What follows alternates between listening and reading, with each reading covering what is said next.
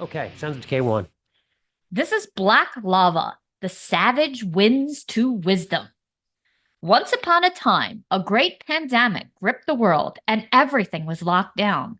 In Australia, home to wonders like the Great Barrier Reef, koalas, Portal, and Destroyer 666, there were two wizards of the heavy underground music scene that came together. Frustrated and stuck in this global holding pattern, they decided to start making music. Even they were taken aback by the darkness they created with such primeval chemistry. Two more bearded members of the metal scene joined, and the quartet was aligned. And soon a rough beast slouched toward the studio to be born. By 2021, Black Lava had erupted, aptly named, with their first full length of smoldering molten rock. Black and death metal with the thrash stylings of Vector. 2 years later, they have now returned with a second offering, even more wicked and ferocious. 9 tracks varying from 4 to 7 minutes in length. The opening track, The Color of Death, spins its atmospheric web for well over 2 minutes with the sounds of a storm. Then the reverby guitar of Ben Doyle strumming alone. The drums of Daniel Preslin pound while Boyle screams out 3 tones of discordant, vacillating guitar notes, somehow alternating above and below the mix. Blast beats soon erupt, and finally a yowl from the stony heart of Rob Watkins assaults us. The track continues to accelerate, and mix layers tangled like gnarled vines. Unsheathing Nightmare shifts to a doomy pace that builds its mood with swirly, shimmery riffs countered with blast beats that are never far away, and builds in frenzy. Watkins goes back to spellcasting mode, his malediction directed at a witch. I will bathe in your cursed blood, complete with the sounds of a telltale heart beating.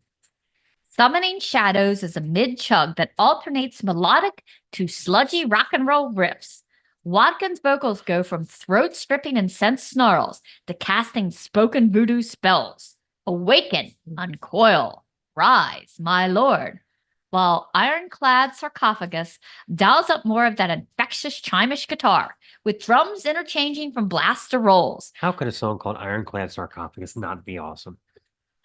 The bass of Nick Rackham plucks out with cello-like tones, adding to the depth of Priestland's rolling Boyle drumming.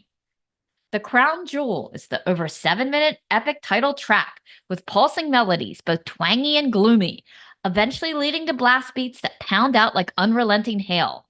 The vocals seem like a whispered warning tale at first. After a few tempo shifts, the whole thing takes off like a roller coaster, and the drums clang and clobber like the wheels on the track, going faster and faster, riffs clinging to the curves and loops. The track comes to a full stop for a second before launching off once more. A caterwauling solo is featured by guest guitarist Ben Barrett of Knee Obliscaris near the track's close. An ethereal tone floats over the whole thing, creating a gothic feel with all layers heaped in a palisade of sound. Ooh, palisade, I like that. Technically tight, black as basalt, feral and bathed in drama and prog. So light a circle of candles, raise a set of thorns to these heavy metal torturers of Melbourne. In their world, it is always a dark and stormy night. This song is called The Savage Winds to Wisdom.